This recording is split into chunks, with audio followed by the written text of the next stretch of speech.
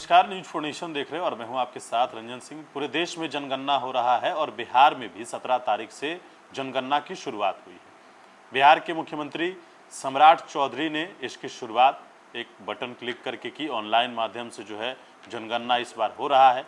और आज राबड़ी देवी के सरकारी आवास 10 सर्कुलर राबड़ी आवास पर भी जनगणना करने वाले अधिकारी वहां पर पहुंचे थे। वो तस्वीरें हमने आप तक पहले साझा की है कि किस तरीके से दो गाड़ी जो है वो 10 सर्कुलर राबड़ी आवास के अंदर दाखिल हुआ।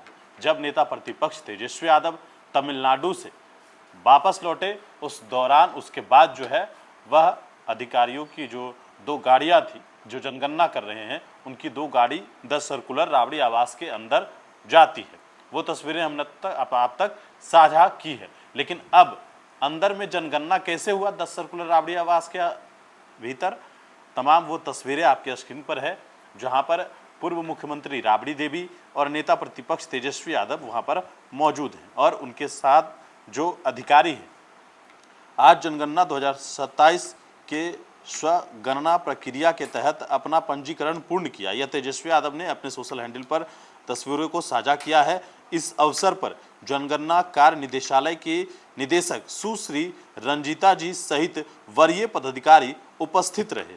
संसद में वक्तव्य देने के समय यहाँ पर तेजस्वी यादव ने उस दौरान अमित शाह के ऊपर जोरदार निशाना भी साधा है और लिखा है कि संसद में वक्तव्य देते समय देश के माननीय गृह मंत्री अमित शाह जी को इतना तो न्यूनतम जानकारी होनी ही चाहिए कि वर्ण व्यवस्था में बांटे भारतीय समाज में जाति के नाम पर मकान ही नहीं बल्कि मोहल्ले, टोले, इलाके और संपूर्ण गांव भी होते हैं। देश के अधिकांश राज्यों में असंख्य गांव के नाम जाति सूचक हैं।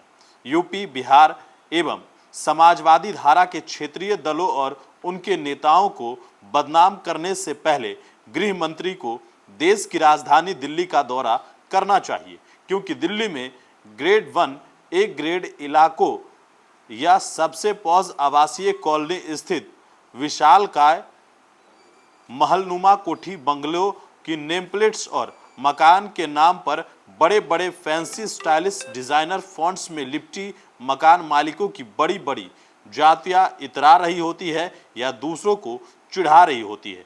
क्या ये जाति के नाम पर मकान हुए या नहीं? गरीब, दलित और पिछड़े क्षेत्रों का उपहास करने वाले जाति अपने मकान के नाम में ही नहीं बल्कि अपनी कंपनी और व्यापारिक प्रतिष्ठान के नाम तक में भी घुसा देते हैं। यही इस देश का यथार्थ है। गृह मंत्री को स्पष्ट करना चाहिए कि सरकार अपने वादे अनुसार जातिगत जनगणना करवाएगी अथवा नहीं। जाति आधारित जनगणना कराने की मांग को लेकर जो है वो हामी भरी गई थी। केंद्र सरकार की तरफ से यह कहा गया था कि बिहार में, पूरे देश में जो है वो जाति आधारित गणना होगा।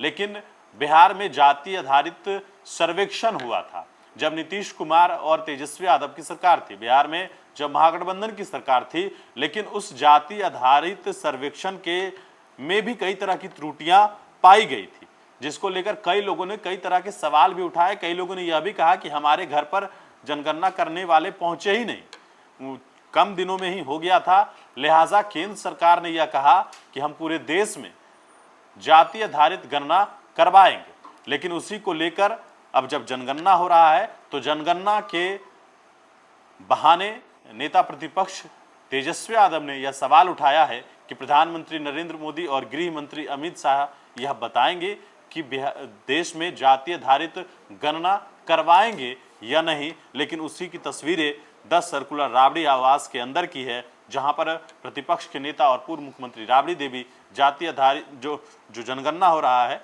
उसमें उन्होंने भाग लिया है।